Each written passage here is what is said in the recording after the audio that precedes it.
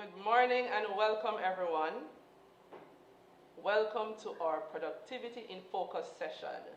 And this is our fourth in the series. We are brought to you by the Ministry of Labor and Social Security and the Jamaica Productivity Center. And we have brought this forum to you to bring to you areas of concern that you're facing at this time. And today, we will be unpacking the whole matter of improving productivity, recovery, and adapting to the new norm. And even though, ladies and gentlemen, we are 1 year into this pandemic, for many of us, it's still no normal in sight. So we have today with us a very rich session with persons who are very skilled in their field, very passionate about what they are doing, to really unpack some of the pain today. So if you are a business owner who is unsure about what they need to do to remain productive or to not just survive but to thrive, please stay tuned. If you are somebody working from home and finding it hard to have that balance between work and home and that is just not happening for you, we have an expert online that is ready to share that. If you're an organization and you don't know where to start in terms of your policies or your procedures in terms of being more efficient, or even this whole new dispensation of working from home, please stay tuned. So welcome again and a pleasant morning to all joining us, whether you're on our social media platforms or you're on, or you are listening to us live on Power 106, or you are watching a replay. Welcome and please stay tuned. And I will be your moderator for today. Please pardon me. My name is Tamara Nelson, and I am the Chief Technical Director here at the Jamaica Productivity Center. And we are the national productivity organization in Jamaica who is charged with facilitating growth in the country. And of course, we can't do it without you. So this is our way of bringing to you information that you will find useful, adding value to you at this time, as well as helping us to better serve you. So please stay tuned and have a great session. You may want to have a pen and paper ready. We also have, if you are joining us on YouTube, we have our research team in the chat.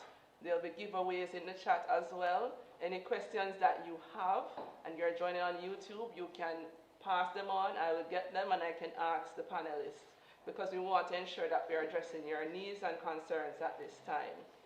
So I will not go any further in the introductions. What I will do is go straight into the program. And on the program you would have seen, or the flyer you would have seen, an introduction by our Honorable Minister Carl Samuda. However, due to the budget and Parliament, he's unable to attend today and to bring his remarks. He really wanted to be here and tendered his apologies, but he has asked the very able and capable Vanda Palmer, who is our chief PR person here, head of communications at the Ministry of Labor and Social Security, to tender his remarks. So at this time, I'll hand over to Vando. Please go ahead, Vando, and share. Thank you very much, Tamara. And a pleasant morning to everyone. I'm not hearing you. 1 second, Vando. Stream. Okay, good. The minister, as Tamara has indicated, has asked me to make the presentation for him, having been tied up with the Standing Finance Committee meeting of Parliament. The minister writes, I am very grateful for the opportunity to be part of this, the fourth in the series of productivity fora hosted by the Jamaica Productivity Center. So today's theme, improving productivity, recovering and adapting to the new norm, is of utmost importance as Jamaica works towards becoming a more productive economy. Last year, the JPC hosted a productivity forum to celebrate World Productivity Day. It highlighted the challenges and opportunities related to national productivity. The Ministry of Labor and Social Security Virtual Productivity Forum highlighted the challenges impacting the manufacturing sector, the solutions for improving human capital within the economy, and policies that can improve productivity.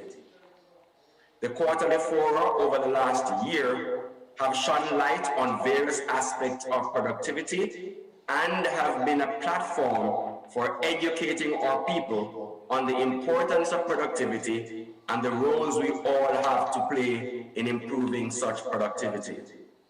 Today's forum continues to strengthen the conversations on productivity. Our attention is now futuristic post-COVID. How can productivity help our firms, our industries, and the nation to recover from the devastating impacts of the COVID-19 pandemic? How can our industries be more resilient? What are the lessons we have learned in this so-called COVID-19 era? What positive changes have been made that we can carry into the future? What are the productivity steps promoting improved labor market conditions that can be taken?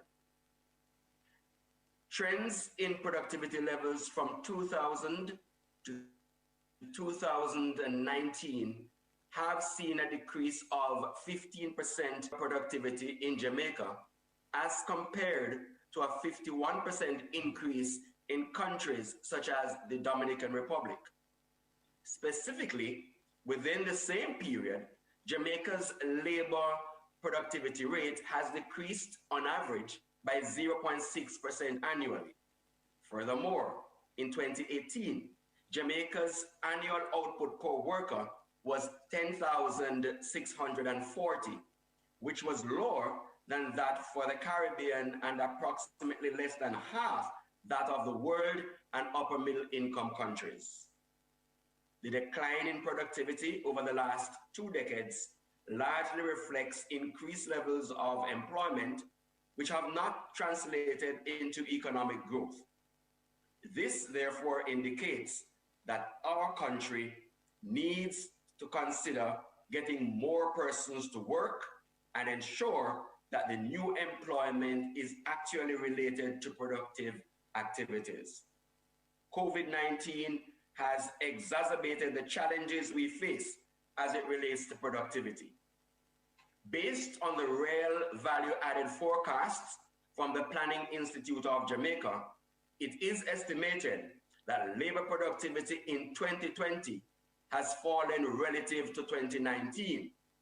This downturn is expected as a fallout in output for the year has been preliminarily estimated to outweigh the decline in the employed labor force. Indications are that the agriculture, forestry and fishing, wholesale and retail trades, repairs, installation of machinery and equipment, hotels and restaurants, transport, storage and communication industries are among those that have contributed to the decline in labor productivity in Jamaica. However, improved construction and mining and quarrying and the finance and insurance industries are estimated to have tempered this decline. Industries that are able to easily adapt to technology will be better able to withstand shocks that impact the movement of the labor force. A key driver of productivity is human capital. Productivity can be supported by the development of our labor force with requisite tools and skills. A closer look at the linkages between education and productivity is needed during this time to ensure that we are encouraging innovation and that labor skills match the new jobs being created. Another area of focus by the Jamaica Productivity Center is assessing the link between the agricultural and manufacturing sector through agro-processing techniques. This year, The JPC will explore how agro-processing through automation can boost the quantity and the quality of our agricultural products.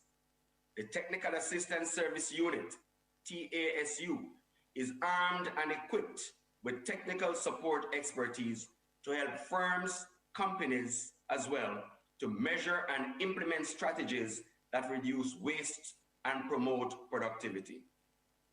Future initiatives of the JPC includes having better forecasting and measurements for productivity, supporting and advocating for initiatives designed to reallocate resources to support productivity improvements and more effective management styles, encouraging the efficient use of technology in the virtual space in carrying out business activities, pursuing and implementing a national strategy for training and development techniques specific to growing and improving productivity at all levels, engaging in the education sector in productivity-based collaborations to promote productivity. With the impact of the COVID-19 pandemic on the world and economy, the Jamaica Productivity Center, through this forum, will seek to bring national attention and greater awareness to the matter of productivity, which is critical within the context of Jamaica's economic survival during this pandemic. The JPC, therefore, will also seek to highlight possible solutions, success stories, or best practices and/or next steps to allow the growth we need to take place in our economy, while encouraging organizations to become resilient, more adaptive, and find innovative ways to improve their levels of productivity. I therefore look forward to this forum today, and I am hoping that given our shared experiences and our collective wisdom over the years, this productivity forum will today be of great benefit to not just the people of Jamaica, but the Caribbean and the world in general. I thank you. Thank you, Vando, for ably bringing those remarks. Our Honorable Minister, Carl Samuda, and you mentioned a number of points right there, the whole matter of resiliency and innovation that is required to really navigate the disruptions that we are facing in our economy at this time. And as we proceed in our discussion this morning on the whole matter of improving productivity, recovering and adapting to the new norm, you'll hear a lot more about possible innovations or ways in which we can remain resilient at this time as individuals, as organizations, or as a country. So for those just joining in, you are tuned in to our Productivity in Focus Forum, the theme of which is improving productivity, recovering and adapting to the new norm. And just to give you a little bit of what we will uncover today, this will include looking at the impact that this pandemic has had on businesses in Jamaica. Also, what recovery steps and possibilities exist. The role of government and initiatives within government that are available to help persons or organizations in this period. We'll also be looking at the whole matter of the future of work and telework to be in particular, which is of utmost concern to many, especially since just this week we have gotten more restrictive orders from our Prime Minister as it relates to working from home. So you would want to be tuned into that to hear more about that. What we will start off with, however, is the whole matter of where we are as a country as it relates to productivity or statistics, as well as what we are doing in terms of offering technical assistance to persons. So that was mentioned in the Minister's remarks about that from our team right at the Jamaica Productivity Center. But before I go any further, I would like to introduce you to who you'll be hearing from today. So I will ask each to unmute as I call on them, so you hear who you'll be speaking to. And at the top of my screen, I am seeing Jonathan Isaacs. Will you just introduce yourself? All right, pleasant morning, everybody. My name is Jonathan Isaacs. I am the Senior Productivity Specialist here at the Jamaica Productivity Center. I do hope that, this forum will provide for you some value. Thank you. Thank you, Jonathan. So you'll be hearing from one of our experts. Next, I'm just going in order of who I'm seeing on my screen here. Next up, we have Gregory Khan. Mr. Khan, can you introduce yourself to our viewers? I'm Gregory Khan. I'm Managing Director of the Uniform Center. I've been Managing Director since 1990. I've had a very close, very long relationship, well, since 2011 with the Jamaica Productivity Center. And whatever good we have achieved is in part due to that relationship. And I want to say that I'm very, very proud to be associated with the JPC. I'm very happy to be here and to be of some use to serving. Thank you, Gregory. And you will be hearing from Gregory about his own experiences during this period and what he has been doing as a small business owner to survive at this time. Thank you, Gregory. And next up, we have Dania Ashpole. Dania? Good morning, colleagues, and good morning to those that have tuned in. I am Dania Ashpole, International Trade Specialist at the Ministry of Industry, Investment and Commerce. And I look forward to sharing with you the convergences between trade and productivity. Thank you.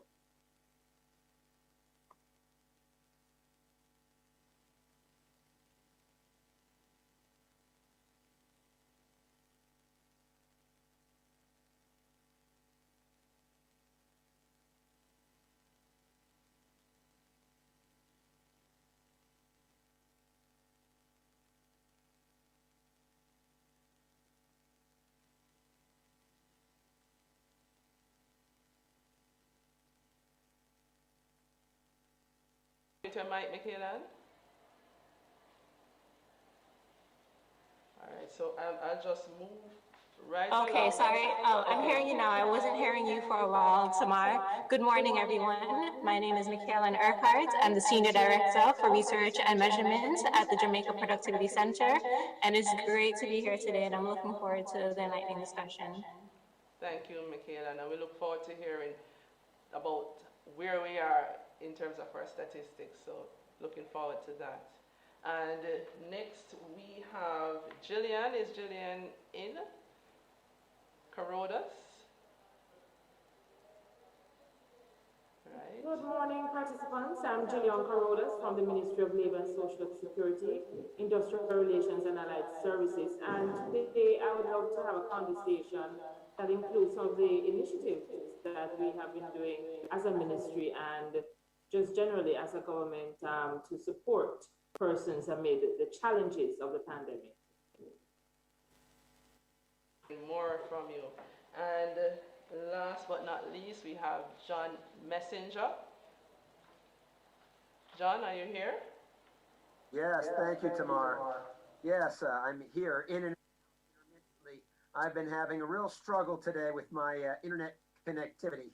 And that's just one of the issues I'm going to be talking about in my presentation on teleworking during the COVID-19 pandemic and beyond.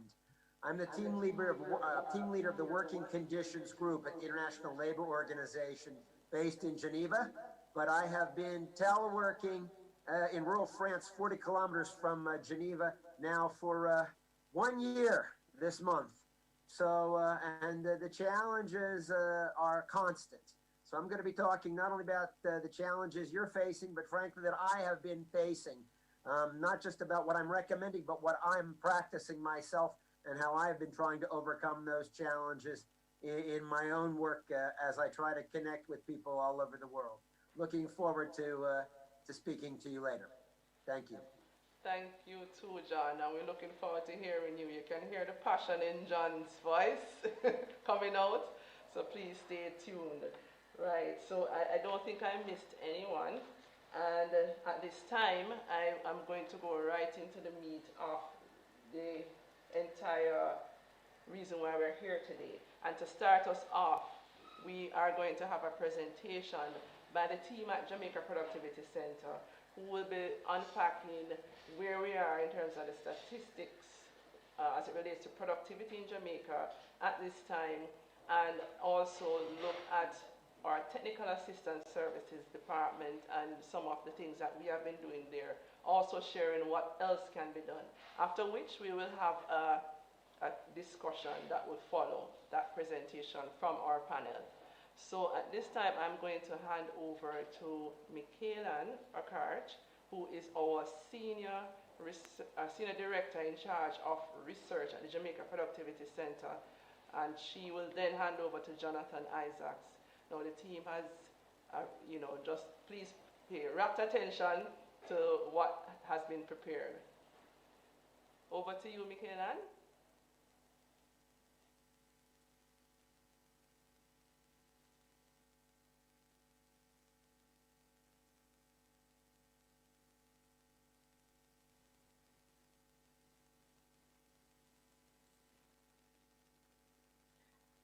All right, good morning, everyone. So as Tamar indicated, I'm going to be presenting on behalf of the JPC alongside my colleague, Jonathan Isaacs. And I'll start off the presentation this morning by first looking at some of the statistics, provide a snapshot of where we are in Jamaica as it relates to productivity. And I'll also look at some of the factors that impact how firms are some of the challenges that firms face in trying to achieve productivity improvements. And then I'll hand it over to Jonathan, who will look at a case study that will cover the JPC's engagement with some of its clienteles and stakeholders over the years. So in beginning this presentation, I would be without cause if I didn't at least indicate what productivity improvement meant. When we look at productivity, we're referring to the amount of output that we can get from each unit of input. When we think about inputs, we might be thinking about labor or capital. And so when referring to productivity improvement, we're thinking about how we can achieve an increase in the amount of output or the value of output that can be produced from each unit of input. Now, this is important because any basic economic theory will let you know that we cannot have long-term and sustainable economic growth without an improvement in productivity. So in other words, we can increase our standard of living with what we already have. So we're producing more without what we already have without having to use more. This is important because it allows us to increase our profits, our wages. It reduces inefficiency. It reduces waste in time and money. It will allow for better attitude amongst our workers, and it will help to promote better organizational systems and processes. So looking at Jamaica over the last 2 decades, ending in 2019, we can look at some statistics for productivity.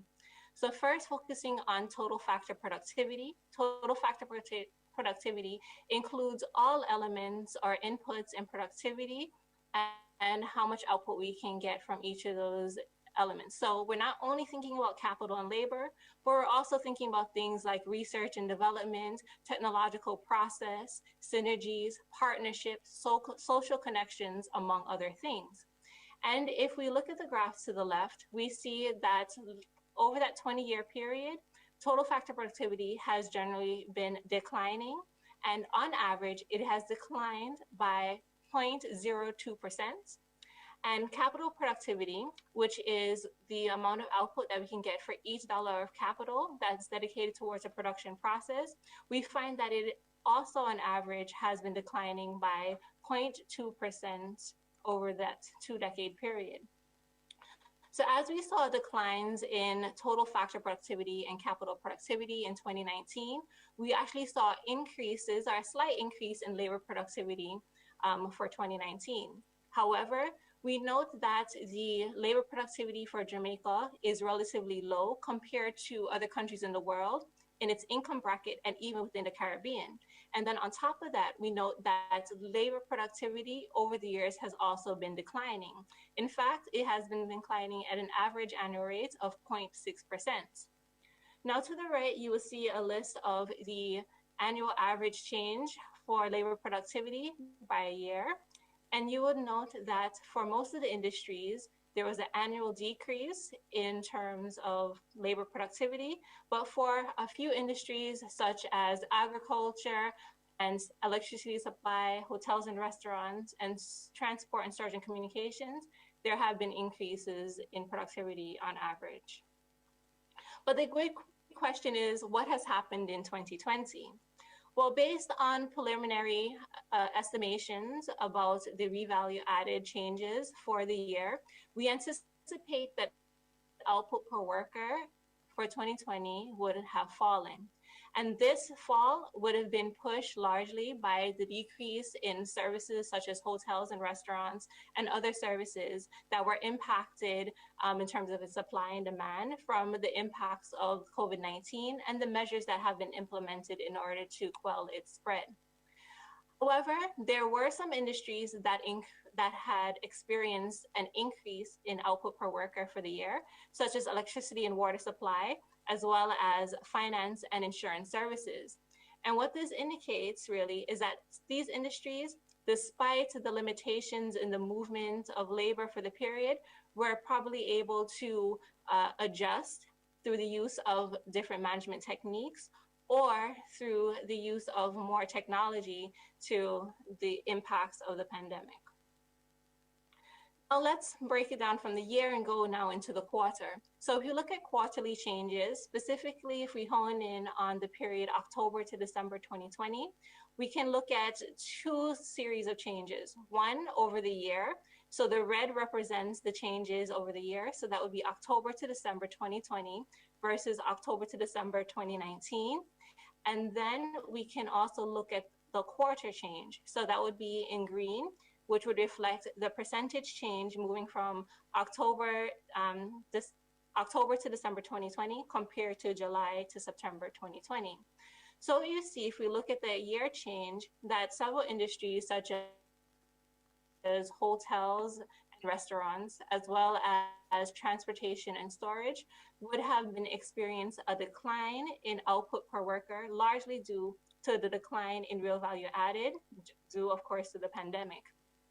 However, if we look now at the quarterly changes, we find that the hotels and restaurants registered an increase or anticipated increase in output per worker, largely due to an increase in, or kind of a sort of a movement towards recovery as it relates to number of tourist arrivals.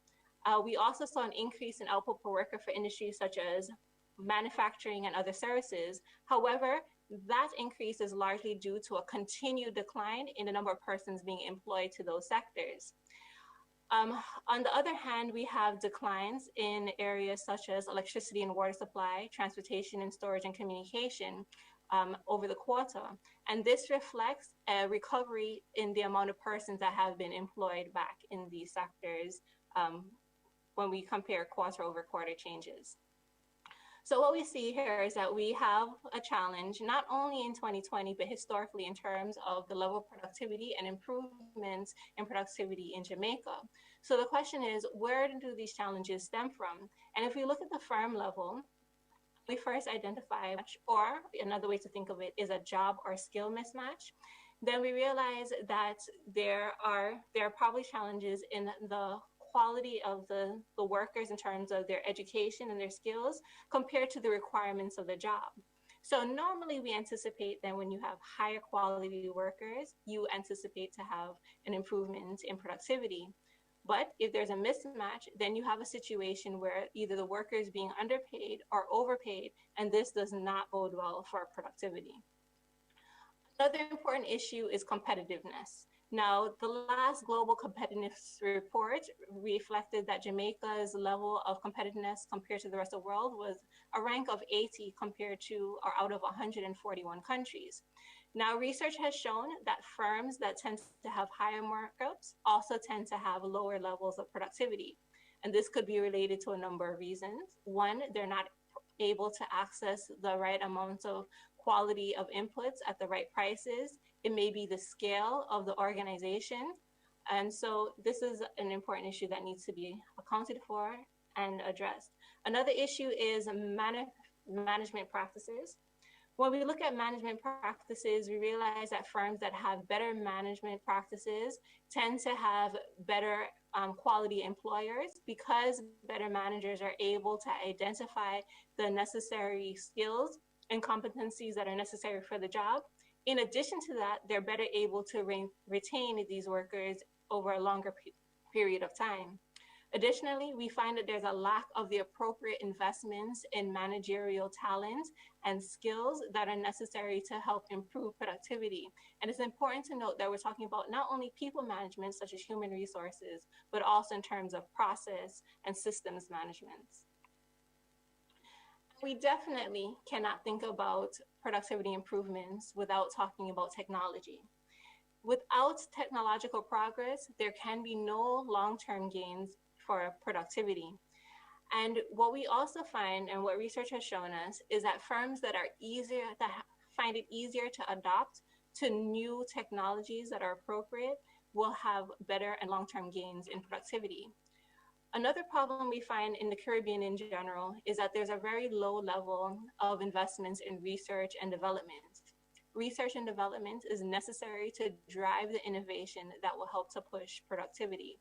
Furthermore, with the application of technology, we find that we can have more economic complexity in our exports, which means we can have higher value exports that will help us to earn more income.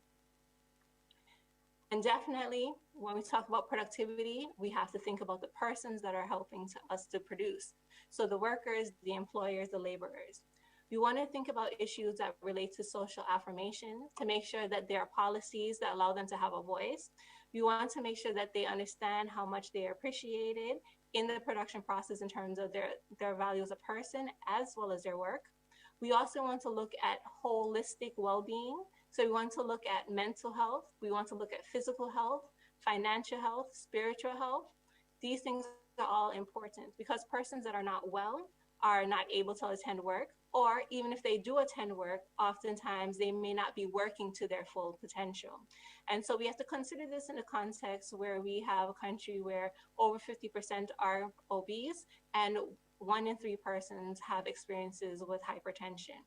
And lastly, while we recognize that management practices are going to be important, we also have to not think about just management of processes and skills, but we also have to think about leadership. And with leadership, we have more engaged workers that have better attitudes. So now, having looked at those areas, I'm going to turn over to Jonathan, who will explore the case study as indicated.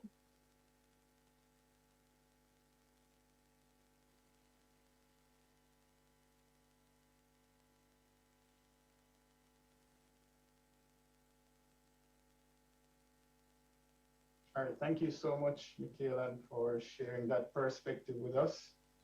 So I'm going to go into sharing with you guys today a perspective that is more grounded in terms of a practical approach. So Michaela would have shared with us a perspective in terms of the research aspect of factors that are impacting firms achieving productivity or productivity improvement.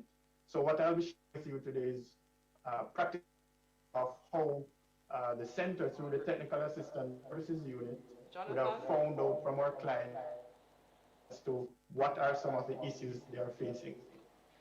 So the methodology that we would have employed for this exercise would be utilizing data which was collated over since 2009 with firms both in the private and public sector, which would basically be collated in a database where we captured issues that are faced by companies and other organizations. And basically these would have been collected through interventions which are basically not limited to the productivity audits, consultations, workshops, and trainings.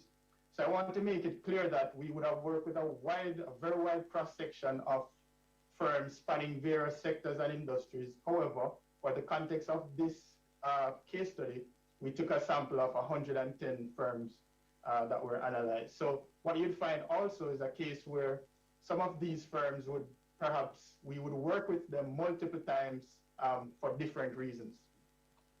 So we go straight into the results and into the analysis.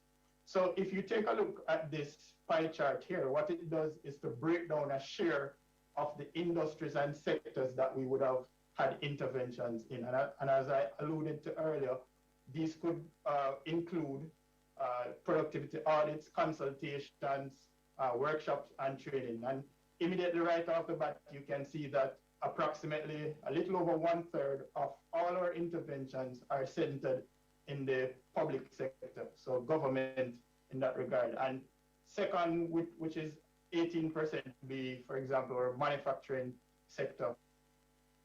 This is basically just a share of all the interventions that they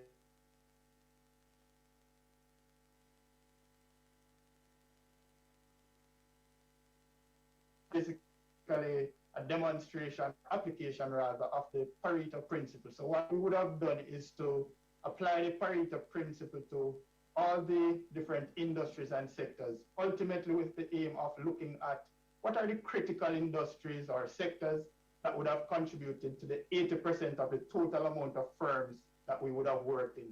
And immediately you can see that the 20% that is the critical, that would refer to as the critical amount, would be, for example, the government services, manufacturing, other which is broken down into education and technology, real estate, and agro-processing. So the question, or the thought-provoking question I'd like to ask today is, could these 20% of items, if they are solved, or if we focus on these industries, could it be that perhaps we would see a shift in productivity that we require to see? You know, that's a question that we may want to think of. So in a nutshell, this basically captures the industries and the critical industries to which we work or carry out our interventions. Again, another application of the Pareto here. However, in this context, what we're looking at is the top 20% of productivity-related issues that are experienced by the firms or entities with which we work. So, for example, here we see the number one issue faced by these firms are process inefficiencies and productivity measurement. And when we say process inefficiencies, we're talking about anything that contributes to waste, anything that is non-value added that happens in these firms. Of course, certainly there are other items that are issues that these companies may face. For example, layout design limitations. So this would refer to the way in which your office space or your facility is organized. And immediately you can see, looking at this chart here, you see a linkage between what Michaela would have shared in terms of what she would have found in research as to some of the factors that organizations are facing. So here we see HR challenges coming up again. Digitization here as well. Now, I want to make the point quite clearly that on this chart here, digitization might have a small share. However, embedded in process inefficiencies, what you'll find happening as well is that some of these process inefficiencies could also be contributed due to lack of or adoption of technology as well. So some of digitization or lack thereof will be embedded in process inefficiency as well. So one of the things that we are keen on in terms of our interventions at the Jamaica Productivity Center, and by extension, the Technical Assistance Services Unit, is coming up with solutions. That is something that we don't want to be able to just identify issues, but we want to be targeted in our approach in terms of solving or putting plausible solutions on the table in terms of solving these issues. So in terms of process inefficiencies, possible solutions are tools and techniques and methodologies that could be applied to solving process inefficiencies include, so we're talking about Six Sigma. So the application of Six Sigma is a very powerful tool that could be used to actually get to the root of problems and actually ultimately lead to an improvement and actually creating some level of sustainability through the control step. So Six Sigma is often denoted by DMAIC, which stands for measure, analyze, improve, and control. So ultimately, with the application of this 5-step methodology, you would be able to identify key issues within your operation. And this is limited to a particular industry or sector. It can be applied both in the private public sector, it can be applied in service-driven organizations, manufacturing or goods producing. And that we look at as well, quite common, the cause and effect, helping us to get to the root causes of these issues that we face. Process maps, flow charts, business process model notation, SOPs, and of course 5S. So 5S, when we talk about 5S, they sort, set in order, shine, standardize, and sustain. We're looking at also value stream mapping and value Kaizen, which is also another thing as well. 8 ways is also utilized. Time and motion studies are also utilized. So when we look at productivity measurement as well, we also want to focus on an integrated approach to productivity measurement. So one of the things that we want to do is to form a measurement task force. We want to determine what to measure. We want to develop these indicators. We want to design and implement. We want to monitor and review. So this is actually a solution that can be employed in terms of how we actually solve productivity measurement issues which are critical to organizations. There's this common thought that says if you can't measure it, then you can't manage it. All right, so we also look at different measures that can be applied in the context of organizations. So there is something called single factor productivity. So essentially what that is saying, as the word single denotes, it's really looking at one measure or a singular measure of productivity. So for example, one of the most common ones that we see or employ is the labor productivity. So that could be captured or measured in terms of value added per employee, which is simply the output divided by the number of employees, or output versus employee hours, which can be denoted by output divided by hours worked per employee. Material yield. So for persons that operate within a manufacturing or goods producing operation, you'll find that output divided by cost per unit of material. Of course, again, a common one could be machine productivity, looking at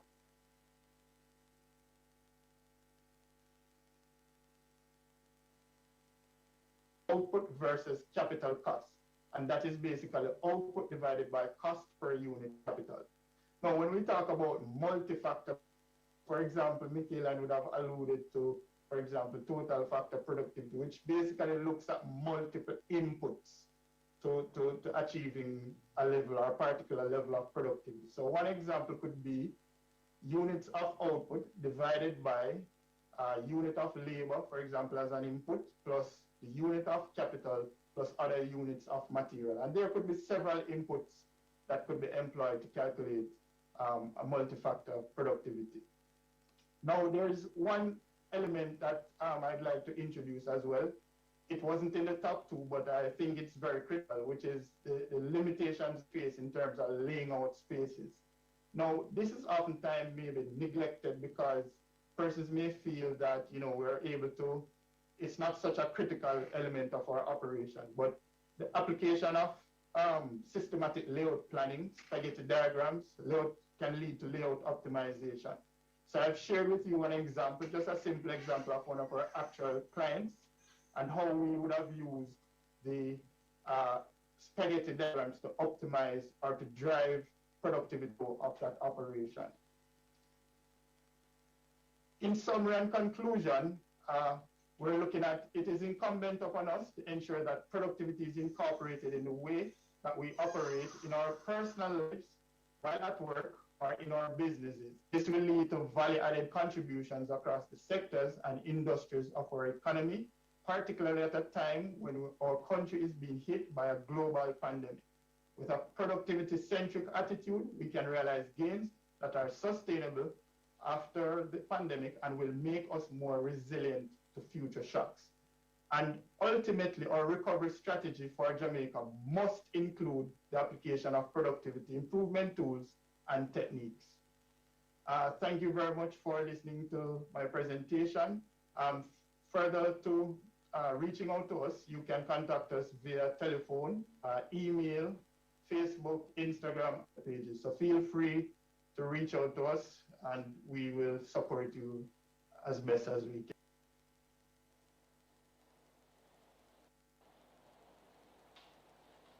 Thank you, Jonathan and Michaelan, for your presentations.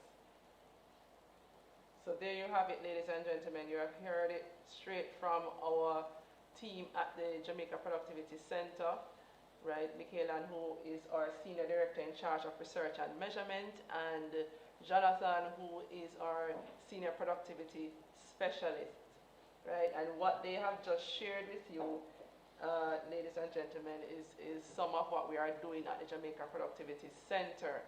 So we have some questions from Facebook. Stephen, I think Michaelan would have answered your question on the national productivity output percentages, the rates of this year versus last year, the comparison, and also from, I don't have who sent this in, but our productivity figures in the economy and the environment. So we would have answered some of those questions. So you can keep your questions coming, but we want to, at this time now, ask our panel to comment on what they have just heard and what resonated with them from the presentations in terms of our,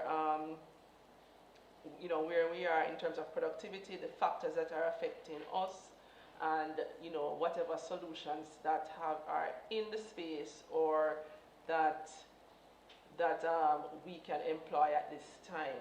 So I am going to start up. Mr. Khan, are you there? Yes. Yes, Definitely. Mr. Khan. I'm sure what happened, what was just presented, will resonate with you as a small business owner. Your line of business, Mr. Khan, for those who don't know, just share it and just give your comments on the on what was just shared. Essentially, we have been making uniforms, but we are particularly focused this year and going forward on serving the healthcare sector, particularly in the area of the such things like scrubs, masks, you name it. Essentially, and we are also being helped, as I mentioned in my opening remarks earlier in the introduction, by the JPC. I was really happy with Jonathan and his team, and they came and they helped us, because we're now relocating to a much smaller space than where we are at the moment, and that's presenting a wonderful opportunity for us in terms of it's going to be giving us the chance to increase our productivity and help us to refocus on basic issues like simple measurements, reinstituting our 5S, which was briefly mentioned earlier, as well as engaging in some very lean practices. And these things are there, they're not meant to increase anybody's workload unnecessarily, but they're there to supplement and to guide and to inspire and to uplift each person's productivity, and actually to make life a little bit easier for everybody as we actually go forward.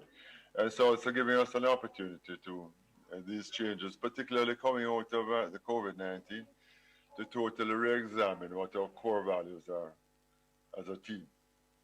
And I think that the team that we have now, which is short of many of we give us an opportunity to get rid of a lot of the bad eggs that were in our organization. So we have a team here that is absolutely committed. As a matter of fact, they have come up with the basic core values and a review of our vision, our revision statement. I mean, the input of the team has been absolutely critical to that. And underlying that is the whole process, will be the whole process of measurement, the lean manufacturing concepts with the 5S concepts going forward, which is going to take us through for the next 10 years, if not more. Thank you, Gregory. So, Gregory had to make a pivot when COVID hit because primarily he used to look at schools, service the schools in terms of uniforms. And now he has pivoted to the health services sector. So he has put certain things in motion. He has engaged the Productivity Center, who is helping him with some of the tools that Jonathan just mentioned, which are very simple, easy to implement tools that can help with process efficiencies and flows, and you have been reaping those benefits as you heard. And I think another thing that Gregory just mentioned is the whole matter of the team and involving the team in the whole process. And you'll find that especially at this time that is going to be key. So thank you for sharing that. They're the very core. Yeah, they are. They are the core of everything that we do in our organizations. So thank you, Gregory, and that has been working well for you.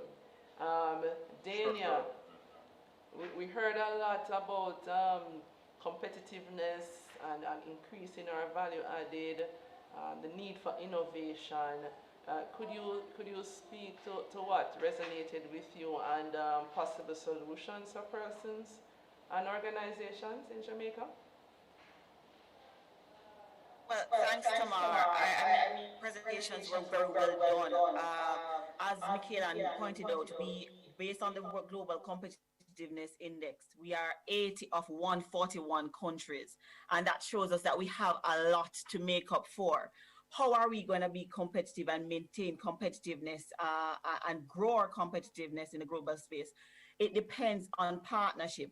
So normally or previously would have thought of public and private sector as different entities. I mean, what COVID-19 has taught us is that we are actually partners in this.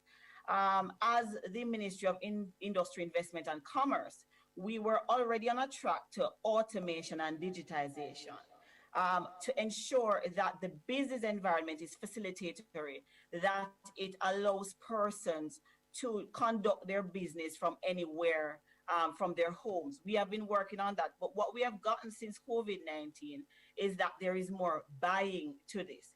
And I would like to pause here because it was pointed out in Jonathan's presentation, but I wanted to make it a little bit clearer that digitization and automation does not necessarily mean efficiency and competitiveness. There's another aspect to that, such as the people management that Gregory mentioned earlier, ensuring that there is buy-in from your team, to ensure that there is increased productivity, ensuring that processes are aligned and they are re-engineered to respond. Agility of companies is also very important in this automated space and in this post-COVID space as we go forth to increase our competitiveness. So we need to understand that our response times need to be a little bit quicker for us to enhance our competitiveness. I'll stop there for now, but I think what I can leave here is that we should ensure that we don't confuse digitization and automation to mean that there's automatic productivity and there's automatic efficiency. Yeah, that you raised an excellent point as it relates to digitization and automation. Many times we really believe that if we just get the software, get the equipment, that's the end of our solution. But if we automate a bad process, it's still going to be a bad digital or automated process. And so we have to take out the inefficiencies out of the system, the wastes. And Jonathan really went into some of those tools and solutions, that can be employed to help to get those out. So please bear that in mind. And you know where to contact us if you want more information on how to get those wastes out of your processes. Well, thank you, Dania, for sharing that. Jillian, are you with us? Can you also come in and speak to some of what was, mentioned? That there was a lot of human factor information, in terms of the impact that human factors have on productivity. Can you speak to, anything in those presentations that resounded with you and some of the things that we are working on in the Ministry of Labor and Social Security to help persons during this time of COVID? Okay, thank you very much, Tamar, and welcome to all our participants. And I just want to commend my fellow colleagues that have already presented. And just to say that the pandemic, though a lot of persons would think of COVID as a negative, having a negative impact on society, I want to just flip the script a little bit to look at COVID in a positive light. And yes, we have seen in terms of labor and productivity that employers and workers have been equally impacted. And generally, I say that employers have faced their own challenges, just staying open, looking at and complying with the new protocols in terms of sanitation, the digitization demands that have come on us overnight. Workers have felt the impact also by the loss of income in terms of their salaries. Some have had to agree with their employers to take less salary just to stay employed. Some persons have been laid off, or they are now unemployed due to redundancies. Now, what is important is how we bounce back. How do we come back in a very sustainable manner? How do we ensure resilience? And the Ministry of Labor and Social Security, like other ministries and agencies of government, have had to look at what services can we offer. And the ministry is presently armed and able to provide support for the skill matching that is going to be needed. Because as we look at every sector, we recognize that it's not business as usual. The theme for today recognizes that there's a new norm. Even in enterprise, we have to re-examine what is required to move forward. What are the skills that are required? The talent pool that we'll need. And certainly we need to create that talent pool. Employers will need to train workers. And also, the Ministry of Labor provides information in terms of what are some of the new talents that you will be required to employ in your organizations. I did hear Mikhail speak about the Productivity Center and what you have been doing. But here at the ministry, we also have been researching and studying on labor market information. We have lots of publications that enterprises and our colleagues in government and civil society can use to inform themselves as to what to expect. These new careers that are coming up as a result of COVID-19 present lots of opportunities. We also have a robust program that we call the Electronic Labor Exchange. We generally call it the ELE. And we have made it so easy, and this was actually before COVID, that you can actually log on to our app, the LMIS app. It's available on Android devices and also a website. If persons want to use the Android devices, they can actually go to Google Play Store and download that app, and they'll be able to log on as job seekers or employers, and that does a skill matching, and we are able to place job seekers in opportunities that are presenting in the digital industries and just any sector. About 2 weeks ago, we have been actually filling positions, and a lot of the young persons have found lots of opportunities through that.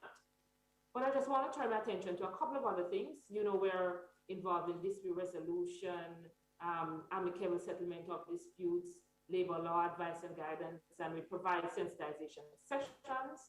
But we have been embarking on a very big project that should give us that leverage, that labor market stability, and it's the COVID-19 labor market task force. And what they're really doing is to assess the impact of the pandemic on workers and employers. Yeah, Jillian, yes. So Jillian, are you hearing me? Right. So that task force will be unpacking a lot of information that will be really beneficial in terms of how we recover at this time and respond to the disruption of COVID-19. And so the task force is putting together that information as we speak, and persons can look out for that, right? Certainly. So, And they will have 4 phases of providing us recommendations. And the immediate phase answers some of the labor law questions, etc.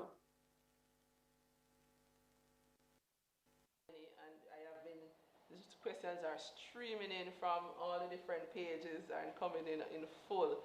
So please stay tuned to the MLSS website to hear more of when these initiatives and reports are being shared so that you can benefit from them. So in terms of the questions I have here, I have some questions from our viewers from Facebook. I have one here from Everett, and this is from Michaela. What are your thoughts on the global sector? Let me read this properly. In terms of what's your thoughts on the global stagnation in terms of productivity, and how can Jamaica get ahead of this if it does exist?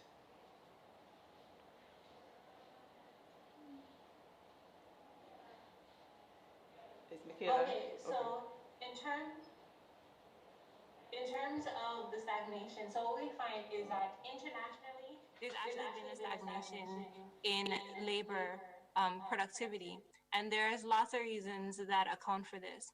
One of the reasons is just in terms of the change of the demographics of the population. So you have a lot less people having children, you have persons being older and being a part of the workforce. You find that just because of the amount of development that has been happening throughout the world, so you have more trade. So the more trade we have is that there's less room for growth in trade. We also find that there's less room for growth in terms of human capital development. And so those are just some of the issues in general that we face. For Jamaica's problem, one of the biggest challenges that we have in terms of labor productivity, in terms of our exports, is the fact that we have lots of low value added exports. So approximately 90%, as measured by the Harvard Growth Lab for Jamaica, of our exports are actually low value productivity, which means that when we put our products out to the world, we're not getting the amount of income that we could be getting based on our type of resources. So that's one area in which we definitely want to try and improve, is to get higher quality exports. Another thing we need to do is to explore more aspects of innovation and research and development. We also want to think about the fact that while we know that for economies to develop, we want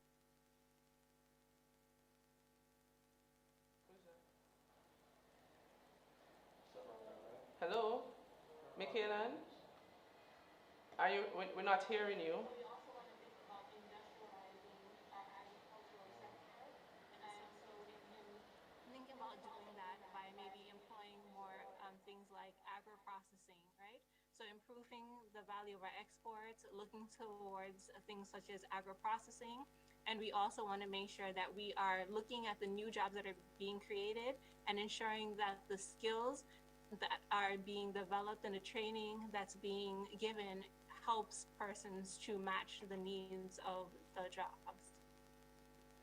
Thank you for your responses, Michael, and to Everett's question.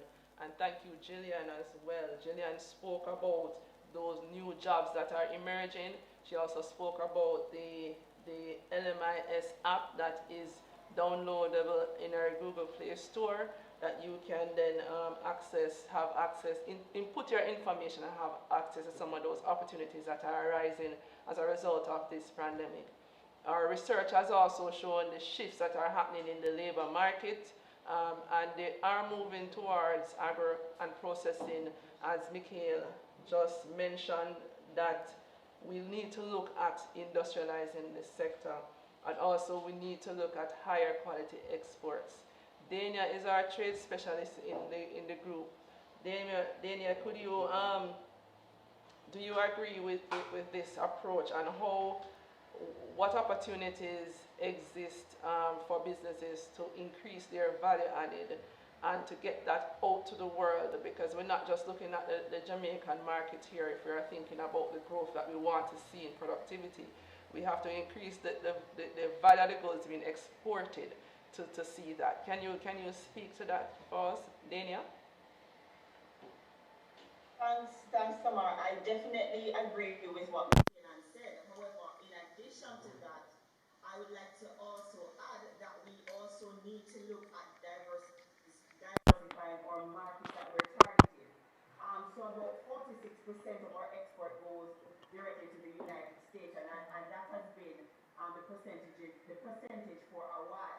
What we're looking at the ministry is using data to guide us to look at what is required from the world and what Jamaica can actually send to the world. We have, our traditional export basket has remained the same for years. Now we are seeing some diversification in the last year or two, but of course there's space for more. But what we've been doing is we've been comfortable and we've been exporting to the markets that we have exported to for years. So part of this ministry's strategy is export the market diversification, looking at the opportunities which exist specifically in nearshore markets that we haven't been looking at, but have similar palettes to us, have similar demands for Jamaican products. Nearshore islands such as those of our neighbors to the north, the Cayman Islands, the Turks and Caicos Islands, and looking at the higher value export, and also bringing our products from not just the basic level, but carrying them along the value chain. So for example, we have yam. Yam is a major export from Jamaica, has been for a while. It perhaps in volumes represent 80% of our export, but we have recognized at the ministry that there needs to be innovation to do, and some of that is already happening. Yam chips, packaged yams, vacuum seal yams, that sort of thing that is being demanded. We're not producing enough of at this time. In terms of helping companies to do that, of course, there is the government incentive program on the product input relief that this ministry administers, so that exporters can get inputs for their products into the island duty free. So there's that facility at the ministry. So if you are an exporter of a particular good and there are inputs you need to get from outside Jamaica, this ministry facilitates you getting those goods into Jamaica without duty. There's also automation on and trade facilitation. You would have heard of the Jamaica Electronic Single Window for Trade. That is a facility that allows traders to conduct their businesses. So all the documentary requirements, all the permit requirements, we are hoping to have online fully. So far, we have the services of the Trade Board Limited online fully. That deals with approximately perhaps 70% of the trade. So if you need a permit for import and export from the Trade Board Limited, you can now, as at last year, June, get those permits online. So you can sit in your office as a small business. We recognize that you don't have the big teams to be going out and doing these permits, joining these long lines. And so the ministry has taken onto itself to automate those processes. We're also just onboarded the Plant Quarantine and Produce Inspection branch on the J-Swift. And so those processes can also now be done online in terms of imports. Hopefully exports can be onboarded shortly. And we'll go along in this way. But we have recognized that as government, we too need to change our business processes. We too need to automate. But while automating, we are cognizant of the fact that we can't leave out the people part of that. And so we're seeing a lot of that where processes are being automated, but persons don't have the customer service facility that should go along with that. And we're cognizant of that. We're building that out. You can call the ministry, you can call any of the agencies that deal with these processes, and you can get the information to enable your businesses to trade, to export more, to diversify your markets, to get the data, to get the information in terms of what is required to enter those markets, to get the data in terms of what are the import procedures in the countries that you're targeting, and also the goods that are being required in those countries. Thank you, Dania.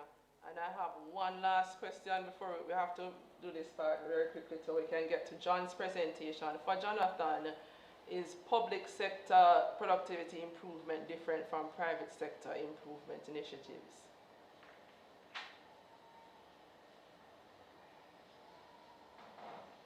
All right, so as it relates to the public sector, in the public sector, you may realize that improvements in the public sector will require, I think Dana was making the point that it will require a lot more in terms of buy-in, in terms of getting persons on board, because a lot of these initiatives, you may have brilliant ideas, however, if you are not able to get persons buying in that regard.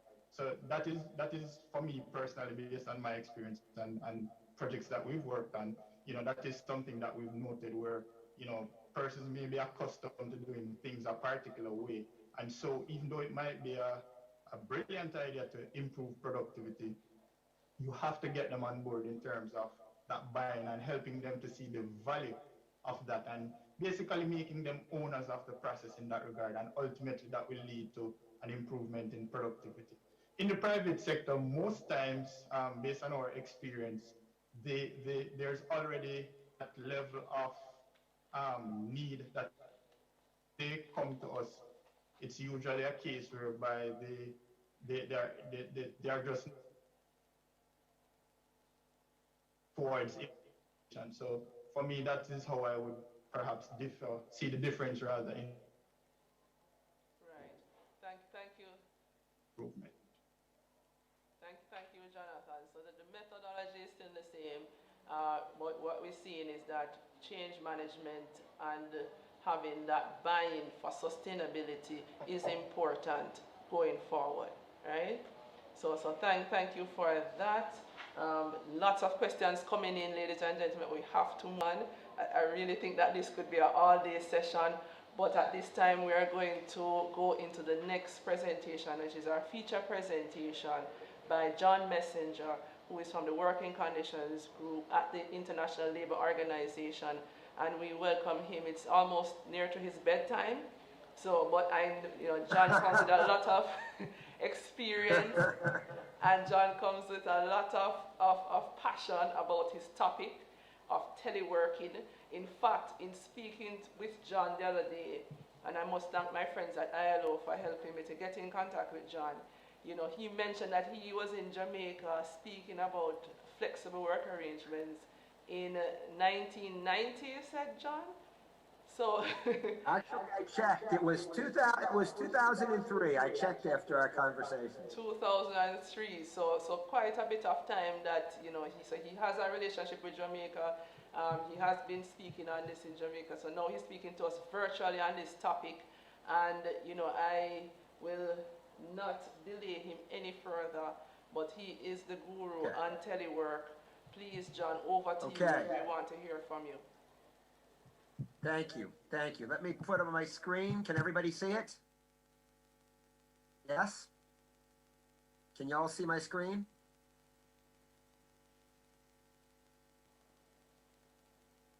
All right. Can you see it? Yes, John. Yes? I'm seeing you. You're good to go. Please proceed. Okay. Then let me start.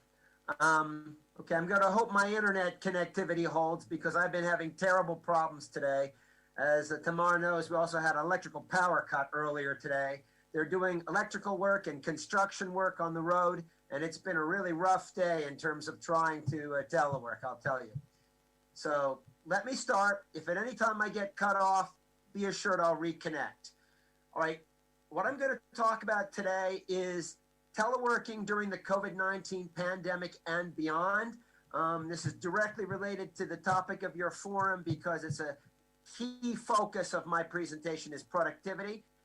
And the key really is trying to find a way that you can improve your productivity in a way that also benefits workers and gives them the kind of flexibility they need to be able to organize work and deliver it in the way that works best for them, and at the same time achieves the best business results at the same time. So I'm focusing on this guide, Teleworking During the COVID-19 Pandemic and Beyond.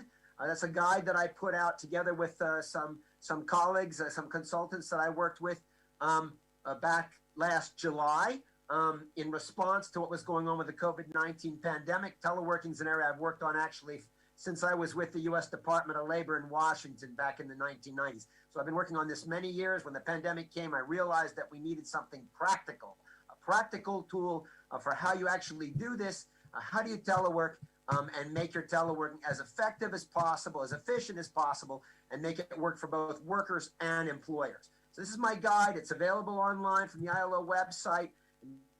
Present this and this presentation also at the same time will give you a handout of the key points from my guide. So if you only remember what's in this presentation, then you will have the. All right. Sounds good, John. Just to get started, back on the 11th of March last year. So we're almost a year since that time. We're almost a year since that time. And back then the World Health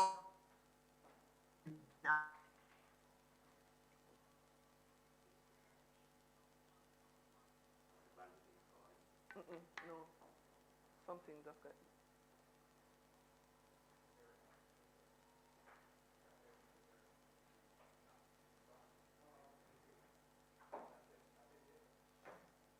That's him. John, are we? John, I think you left us. Please hold on. Let us try to get you back.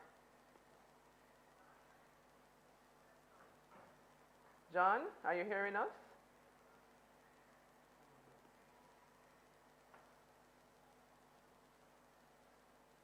All right, so we're gonna wait. He did mention that he was having connectivity issues, ladies and gentlemen. So he has gone off for a bit, but we will ask Jillian if you could continue as to some of the probably challenges that the labor market is He facing. seems to be back. Oh, he's I'm back. back. Okay. Yes, I told you what it's been like. This last week since they started working on our local train station, the internet has become totally unstable. I don't know why that has anything to do with the internet. But they're doing work on the station, they're doing electrical work on the power lines, and everything out here is in chaos at the moment. So I apologize. You see, technology is a wonderful thing when it works. And only when it works. So let me go back to where I was. Can you still see me? Can you still see my presentation? Okay. So teleworking. Can you still see the presentation? We haven't seen yes? the presentation yet. Yeah, okay. So teleworking, that's just was leaving off what it is. It's the use of information and communication technologies to work from outside the employer's premises. Now, it does not include those working in the platform or the gig economy. The purpose of this guide is to provide practical, actionable recommendations for effective teleworking, applicable to a wide range of actors. Also to support policymakers in updating their existing teleworking policies. And finally, to provide a flexible framework through which both private enterprises and public sector organizations can develop or update their policies and practices. Now, this guide isn't just for the pandemic or a natural disaster, but it can just as well be applied to teleworking in general. We are now entering what I call a new era of teleworking. Before the pandemic, only a small part of the workforce was working from home or another location outside the employer's premises. mostly on a part-time or occasional basis. John, are you hearing me? We're not seeing the presentation. Can you hear me? Yes, we're hearing you. We're seeing you. Okay. Not seeing Yeah, the it's very, I'm having a very hard time hearing you. I just want to make sure you can still hear what I'm saying. We can So hear between January and March of 2020, as COVID-19 infections were sweeping the globe, countries told employers they had to close up their operations and introduce full-time mandatory telework for their workers. This form of telework is a dramatic change from previous practices. It was introduced as a temporary, short-term solution to allow organizations to continue operations and preserve jobs. But this temporary or short-term solution has been continuing for a year now. And although some workers in some countries are starting to return to the office, many others are still teleworking full-time for the foreseeable future. And I myself have been teleworking now for a full year. As a result, we are now engaged in what I call an unprecedented large-scale experiment in mass teleworking, and it seems likely this expanded use of telework will not end with the pandemic. But I wanted to just check and make sure I still had you. I was afraid I might have lost you. Good. So. Yes, John, we are hearing you. We're just not seeing your screen. Good. Yeah, I can barely hear you, but good. So we'll move forward to the next slide then. Now I'm going to talk about the teleworking guide. This is the key. I mean, I'm going to talk about 8 areas, 8 focus points, we call them, for ensuring worker well-being and productivity. The first is working time and work organization, which is another of my areas of expertise. I actually deal with telework as part of a new form of work organization. It's part of the overall work I do on working time and work organization. Now, even when employees are teleworking, key aspects of work organization still have to be respected. For example, the workload, performance standards, and legal protection should remain the same as for workers who are working at the employer's premises.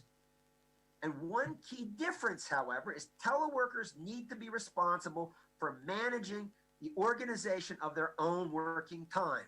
This is one of those issues I was talking about when I did my tripartite workshop in Jamaica back in 2003 on flexible work arrangements. We need to give workers the ability to organize their own working time so they can be as efficient and as effective as possible. We call this time sovereignty, but that's just a fancy term for that we provide workers with an opportunity to organize the way that they work their working hours in line with their personal needs. And during the pandemic, for example, particularly workers with dependents requiring care, they may need to start working very early, work in the evening, or break up the workday into smaller segments. However, there is also a risk that teleworkers will end up working longer hours and a potential for blurring the boundaries between paid work activities and personal life. This is very challenging. I don't need to explain that to those of you who've done telework, and especially if you're not familiar with telework, because it requires a different way of organizing works and managing workers based on results, not based on whether they're present, not based on processes, but based on the results they achieve. The second area, the second focal area of the guide is performance management. To be effective, teleworking needs to be based on dialogue and cooperation between management and workers. This becomes even more important. That's important at all times. But it becomes even more important when teleworking is mandatory and when it occurs on a full-time basis, because this isn't normal. Normally, telework's voluntary and it's partial or occasional, not full-time. Studies, including some of those that I have authored, I've done a lot of research on the subject too, they indicate the most effective method for managing teleworkers is through a process called managing by results. It includes identifying objectives, tasks, and milestones in a teleworking work plan, and also monitoring and discussing progress. Now, this allows workers to have the flexibility and autonomy that they need to organize their work without managers having to constantly check on their progress, which is a waste of their time and the manager's time as well. But it's essential to be clear about the expected results. If you're a manager, you have to ask yourself, how would I recognize a fully satisfactory end product if I saw it? What are the completion criteria? You need to know what you want and be able to describe it. Then you also need to provide regular, timely, and descriptive feedback to workers about the work that they've done, what they did, and focus on those changes that will result in the most significant improvement in the task or the product. And don't forget to provide positive feedback also. Positive feedback if the job is done. We're going to the third area, which has been a struggle for me today, digitalization.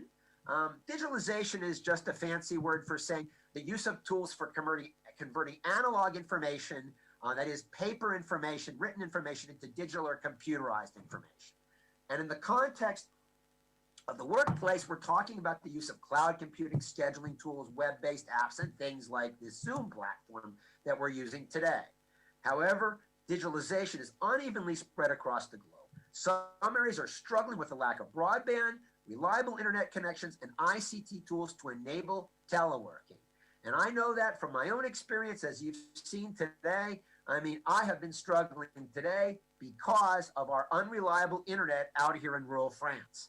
In countries where regular power cuts and weak internet service, for example, make even sending an email a challenge, then telework becomes almost impossible. You need the infrastructure. You've got to have the infrastructure, and that's a worthwhile investment for governments to make. Mass teleworking, then coupled with digitalization, it offers many opportunities, but it also entails some risks. For example, workers should not incur additional costs when they're working from their homes. Employers need to provide them with equipment and tools that allow them to work as if they were in their normal workplace. Poor equipment and tools leads to a loss of productivity, frustration, and ultimately disengagement. You need the right tools to have the right results. Tools that track and monitor the activity of workers. Also, these electronic surveillance tools that look at your keyboard strokes and mouse movements, they're intrusive and they are not recommended. They tend not to increase productivity, but rather to destroy it. What you need is a continuous dialogue regarding technology and tools, and you need to keep working on improving them. The fourth area of the 8 areas in my teleworking guide is communication, which is key. Absolutely key. In normal times, even more key here, because research suggests that teams who are working remotely, away from the work site, away from the employer's premises, they have more and bigger communication challenges than those working.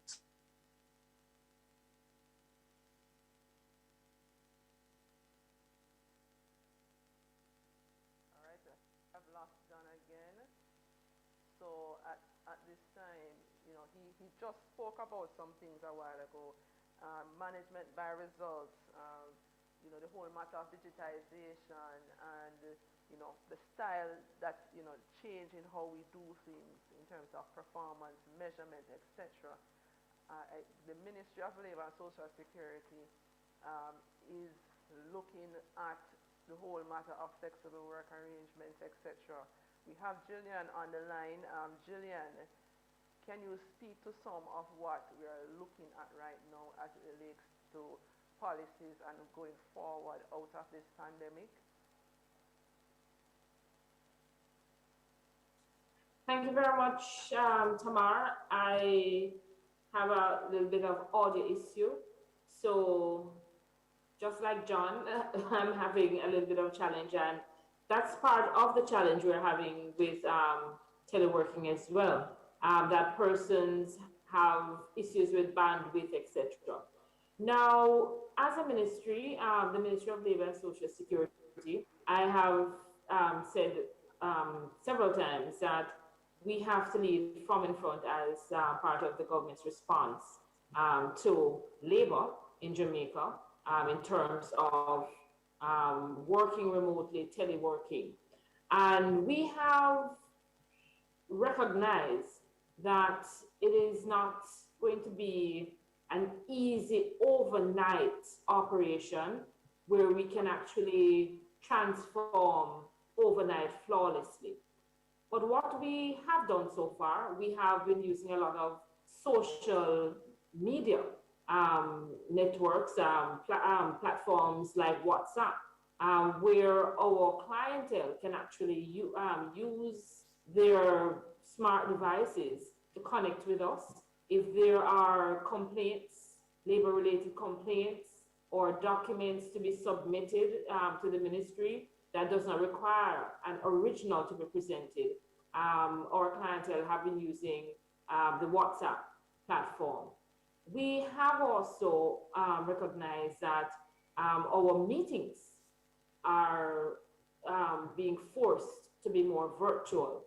So our internal meetings, I would say 90 to 95% of our internal meetings have now become virtual meetings as part of our regular internal working. And we have to meet with our external stakeholders quite a bit.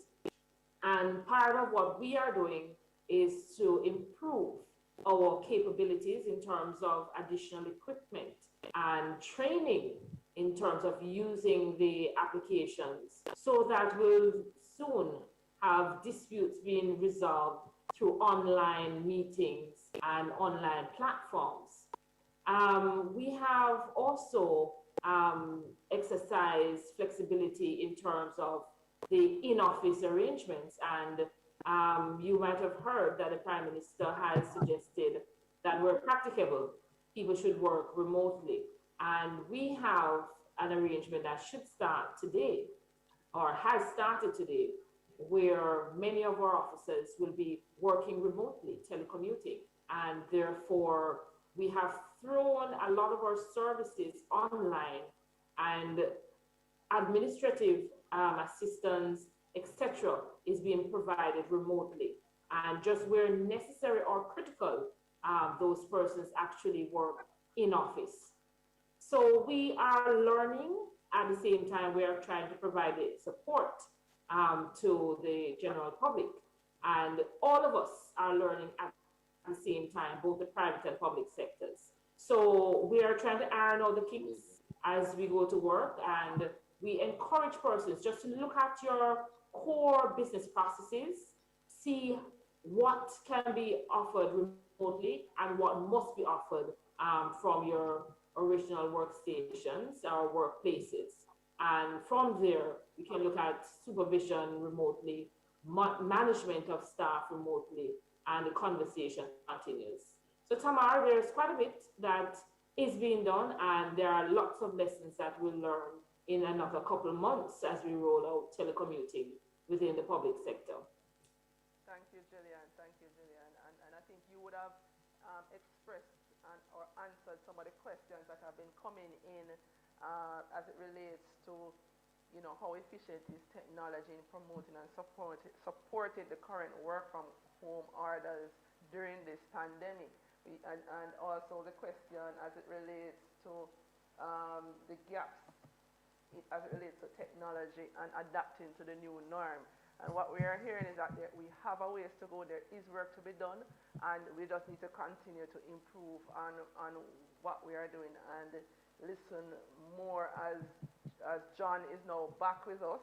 And I know we are running out of time, but we want to hear from him. But just in case we don't get through everything, we have John's presentation and we can share it with you. You can contact us at the JPC at jpc@mlss.gov.jm, and we can share this information with you. He has also authored a guideline, as he showed you earlier in his presentation, with the ILO and a team of experts, which is a brilliant piece of work. I need to get my hands on one, so somehow I need to get an electronic link. I know all of them are locked up in John's office, which he hasn't seen in a year. But at this point... That's true. At this point, we're going to hand over back to you, John, to continue with your presentation, please. Okay. Everyone, I told you, I don't know how you got the bad luck today, but this is the worst internet day I've had in months. All this construction and all the electrical work and all this has made this just a nightmare day. So I'm going to go back to where I was and see if we can't finish this presentation, okay? I'm going to try anyway. All right, here we go. All right, so I was talking or even tougher when you're working remotely and it sounds like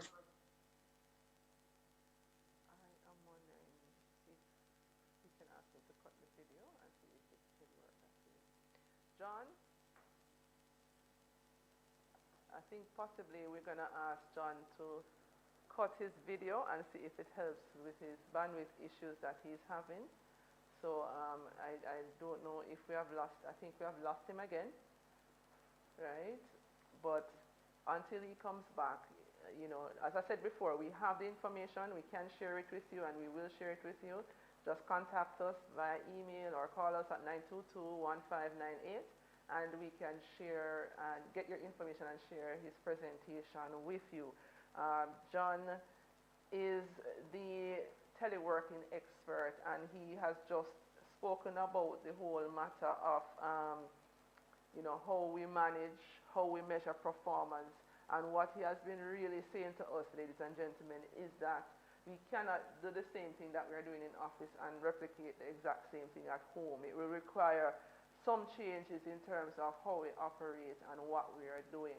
And so he has unpacked that, you know, not management by, you know, just looking at time as a metric only for if you're being productive, but to look at managing by results, right? He also spoke about the change as it relates to communication, right? We have to be communicating a lot more and, you know, being a little more involved in terms of what's happening, you know, with our different persons on our teams, etc., and ensure that the needs are met so that they can work efficiently and effectively at home, right? John, you're back? Yeah, we'll see how many minutes I'm back for, but I'm back again. Right. This is not a good demonstration of effective teleworking, I'm sorry to say. But I'm going to try again. Shall I try again? The irony of it all. But what I'm going to ask you to do, John, probably if you cut your video, it might help with the bandwidth issues a little bit. It would certainly help, yes. Right? It would certainly help. Is that okay with you? That's okay with me. And if you can give us the main points in, say, 10 minutes or so, right? So that we can have a little discussion afterwards, because we wrap up here at 12. And then what we will do is share the information so that persons can access it and even put it on our website, etc., your presentation, that they can have more information, right? So go ahead, John. Yeah, no doubt not having the visual will help with the bandwidth. I was trying very hard to keep you on, and the more people that have their videos on, of course, the more that affects the bandwidth. But today, as I say, has been really rough. So let me try to finish this, if I can, with the video off. You go back to where I was talking again about communications, which has been a struggle today. But all of these issues, you can see that communications can be a struggle, especially when you have connectivity issues. So workers and managers, they really need to invest extra efforts to ensure that their communications are effective and that their messages are clear. And these should also include informal opportunities for workers to connect. Now, some approaches for ensuring effective communication among teleworking teams include establishing specific communication norms and also setting up some kind of centralized repository of all important changes and updates to internal policies and procedures. The fifth area for ensuring worker well-being and productivity for telework is occupational safety and health. And according to most national laws and collective agreements regarding occupational safety and health, the employer is responsible for protecting the health and safety of workers, and this typically applies to teleworkers too. In terms of OSH, the two most common challenges for teleworkers are psychosocial risks and ergonomics. And full-time teleworking under crisis conditions of the pandemic is provoking higher levels of OSH problems, and specific risks include techno stress and technology addiction and overload, because that can increase fatigue, irritability, and inability to switch off from work, depression, stress, low mood, irritability, insomnia, and even post-traumatic stress disorder syndrome. You know, the kinds of issues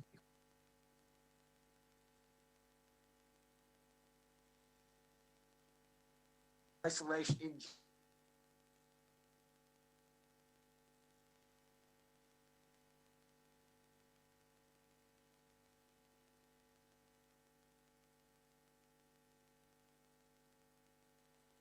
Back on.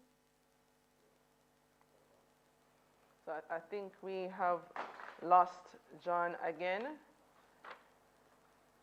And he was just on the point of occupational safety and health, and that the need to address the well-being of workers, especially at this time. And I think Michaela had mentioned that also in her presentation. You know, it relates to productivity, but even more so now than before, we have to look at these policies surrounding occupational health and safety. That is also a activity that falls within the Ministry of Labor and Social Security. And I know that the ministry is doing a lot of work in that regard in terms of passing the OSH bill. And, you know, that I'm sure will address some of the issues and risks that persons are facing. So the risk, not just ergonomics, but there are psychosocial risks that also affect teleworkers that we have to look at. Other areas in terms of teleworking that we need to look at would include legal and contractual implications.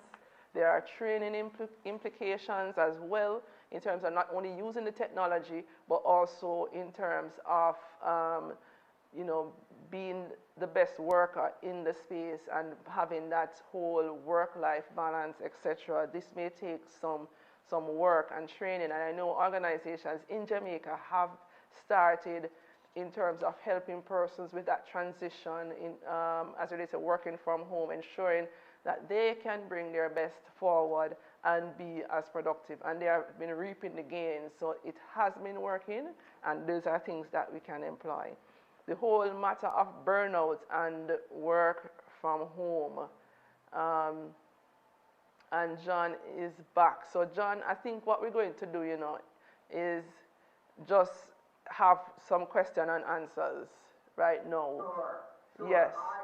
You know, I'm really sorry to everybody. Yes, yes. This really has been the worst situation I have faced in months regarding trying to make a presentation. I don't know what it is about today, but today has just been my nightmare teleworking scenario. And I will probably, unfortunately, be talking about this as an example of how technology can totally undermine me. But I'm really sorry. So John, on that point, what's the workaround? I mean, we have to use technology in a telework situation. There are disruptions that will happen and flukes that just happen, like today, because you and I spoke and we had no issue with our conversation.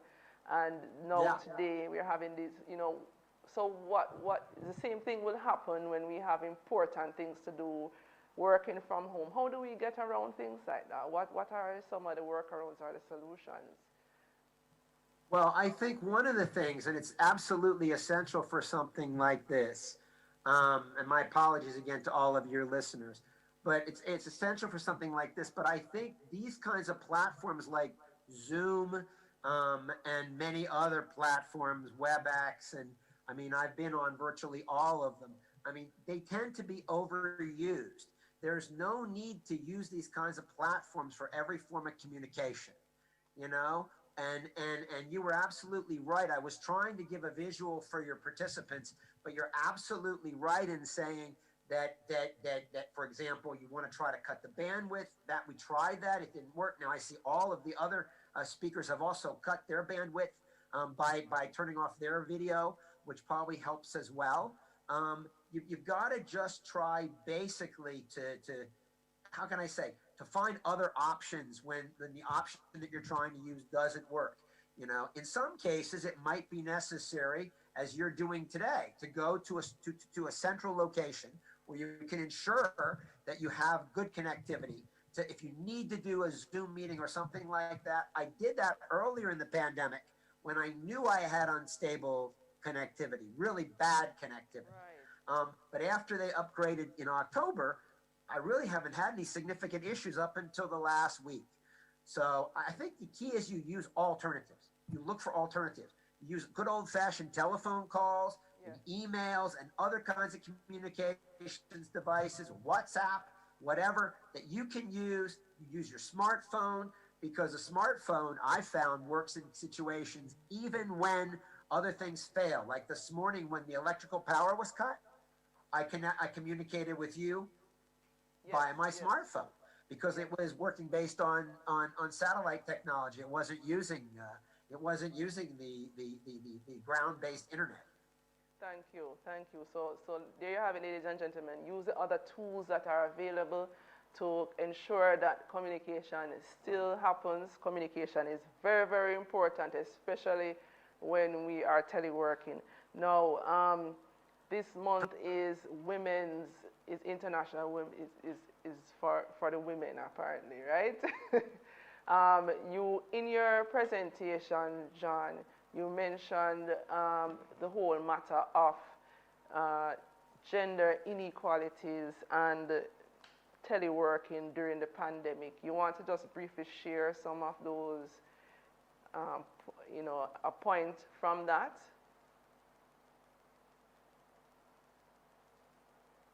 And we have lost him again, ladies and gentlemen. All right, so at this time, comments from the panel. Mr. Khan, you are a small manufacturing entity, right? And you're in garment manufacturing. How would this apply to you, and how did you navigate early on in the pandemic, etc., as it relates to working remotely or teleworking or using alternate flexible arrangements? Rejoins, I was just thinking that issue that you mentioned of having alternatives is very important in teleworking, because we are having several issues with bandwidth.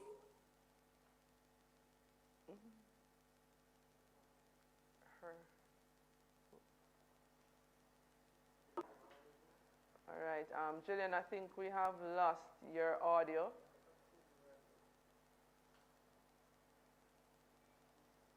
Jillian, I think we lost your audio.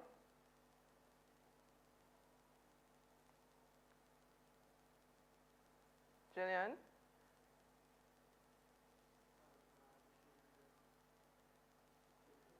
Anybody hearing her? Or is it just me?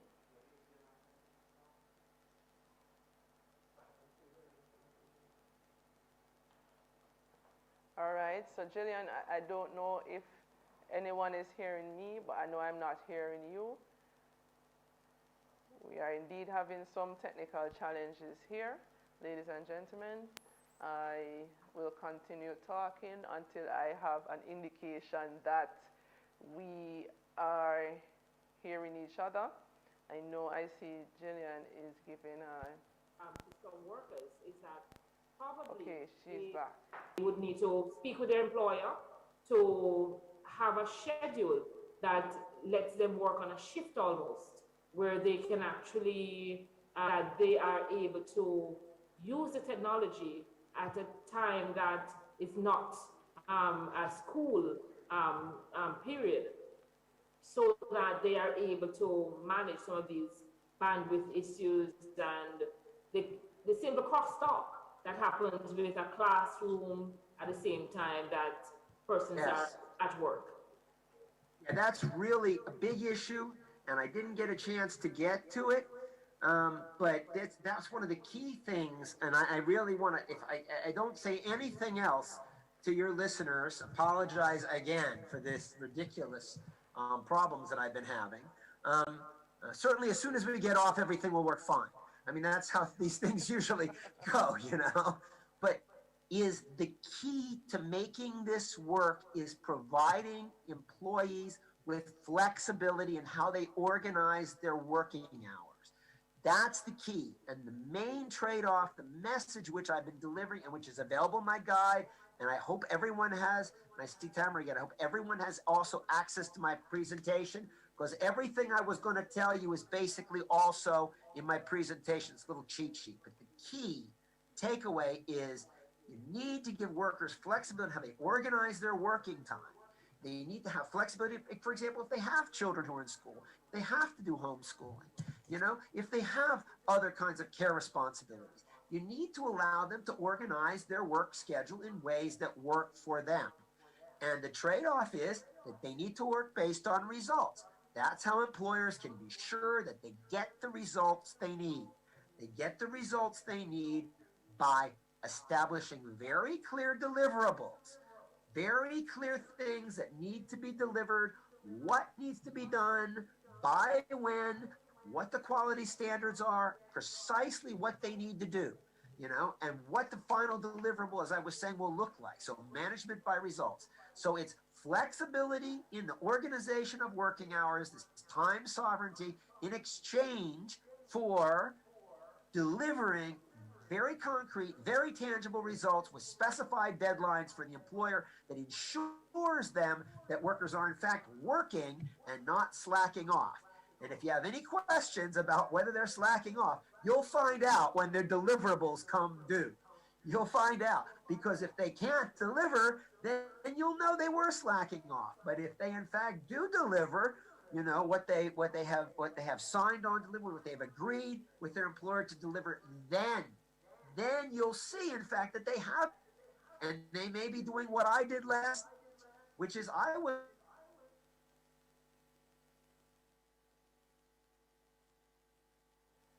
Okay, so I think he got cut off again. I did jokingly tell him before that we need to probably have a part 2, and I think definitely now we need to do have John come back again on our forum to really share his thoughts and his information with us. But I thank Jillian for sharing that with us, and as John so aptly emphasized, that the importance is on working and managing by results, right? So it's not just managing, we have to work by results. And once we are doing that, then it would allow for that flexibility in terms of time, and that we can have that balance and have the productivity and growth gains that we know we can achieve. So we have about a few minutes to the hour, right? 8 minutes to be exact. And I just want to get, around, some comments briefly from our panel. And I wanted to start briefly with Mr. Khan, and then everyone else, just to give their final thoughts as we close out our session today. So Mr. Khan,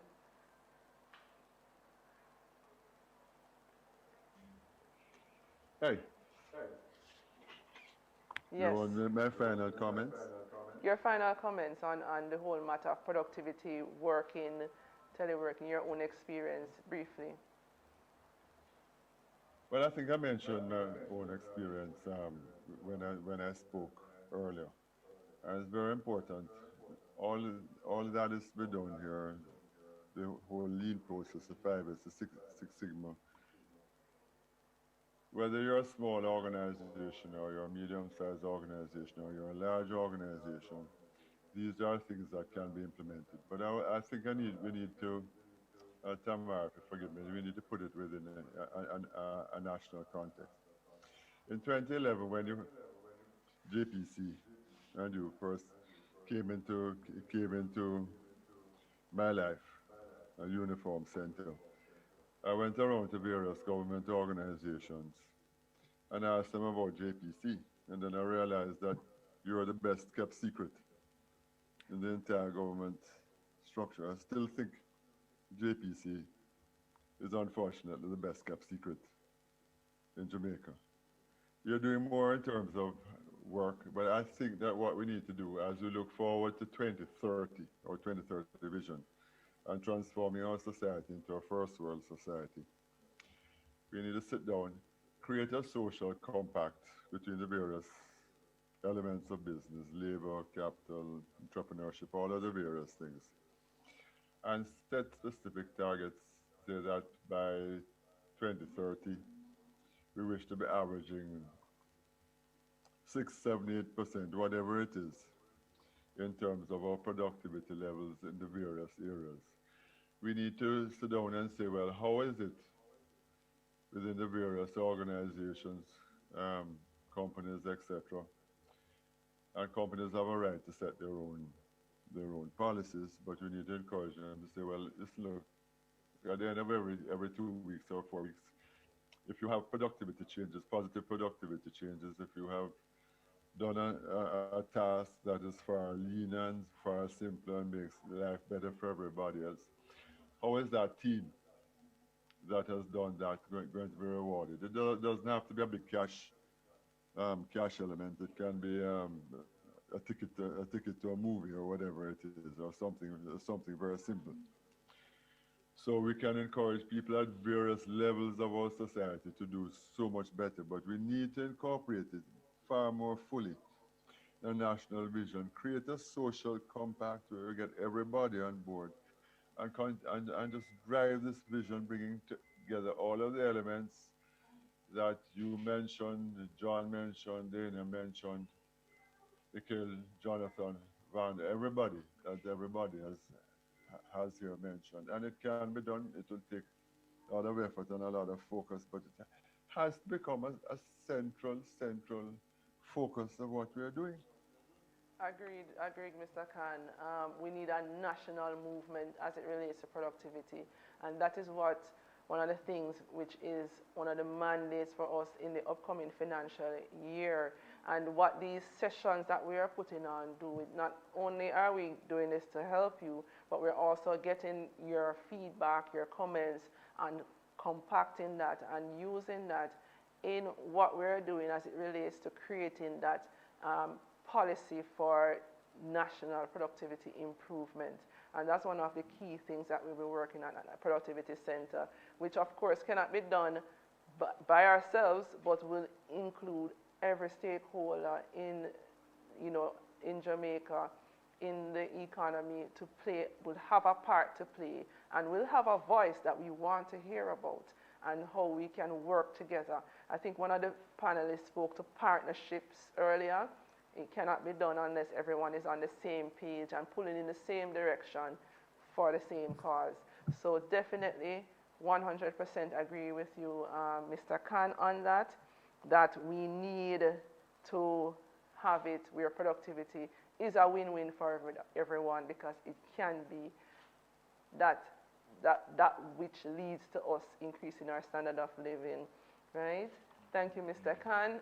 We have 2 minutes. Did John come back on? No? And yeah, I'm here, but I'm afraid even to try to say anything given how unstable the internet has been. Well, John, I think we're going to have that part 2, as we mentioned, but we want to also thank you for coming. Dania, also for your insightful words, the team at JPC for that, putting together the presentation of what we really have been doing and some of the things going forward. Vando for stepping in for the minister, and Jillian for speaking to us about some of the initiatives of the Ministry of Labor and Social Security.